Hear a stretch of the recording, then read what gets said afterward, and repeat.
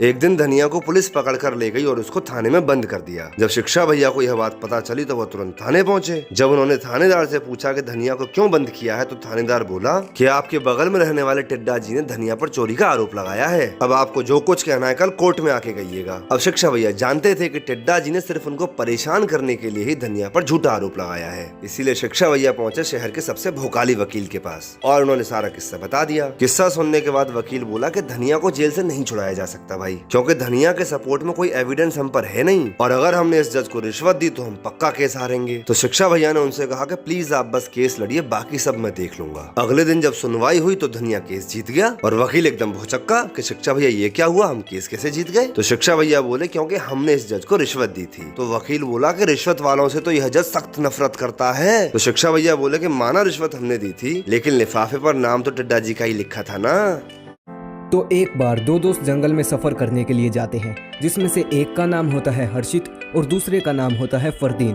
पर उन्हें सफर करते करते सुबह से शाम और शाम से रात हो जाती है और इस सफर के बीच वो दोनों काफ़ी ज़्यादा थक जाते हैं और वो दोनों सोचते हैं कि यार अभी तो हम दोनों काफ़ी ज़्यादा थक चुके हैं, तो आगे का सफ़र कल करेंगे। और वो दोनों वहीं जंगल के बीच में टेंट लगाकर सो जाते हैं। फिर बहुत टाइम के बाद आधी रात को 1 बजे अचानक से हर्षित की नींद खुलती है और उसे एकदम साफ आसमान दिखाई देता है। फिर वो हैरानी के साथ फरदीन को जगाता है और बोलता है कि बता भाई, तुझे आसमान में क्या दिखाई दे रहा है? और फरदीन बोलता है भाई मुझे तो बहुत सारे सितारे नजर आ रहे हैं। फिर हर्षित बोलता है तो फिर बता कि इससे तुझे क्या समझ में आया? फिर फरदीन बड़ा खुश होकर जवाब देता है कि इससे पता चलता है कि आसमान बहुत सुंदर है। और हर्षित बहुत हैरानी और गुस्से के साथ बोलता है अरे वो न्यूटन की औलाद, टेंट चोरी हो गया है। और दोनों लड़ने लगते हैं कि भाई ये मेरी गलती नहीं, ये तेरी गलती है।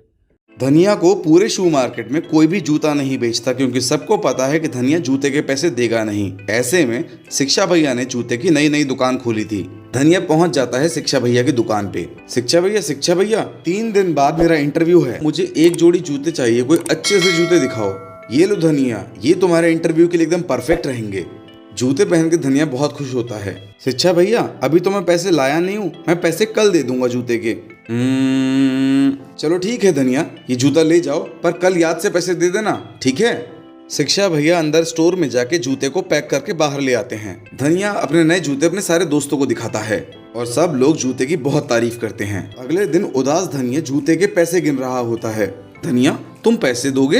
अबे यार, शिक्षा भैया ने राइट शू 6 नंबर का और लेफ्ट शू 8 नंबर का दे दिया भाई, और राइट वाला जूता मेरे पैर में आ नहीं रहा और सबको मैंने दिखा दिया कि ये ही जूता खरीदा है मैंने। अब तो खरीदना पड़ेगा ना भाई।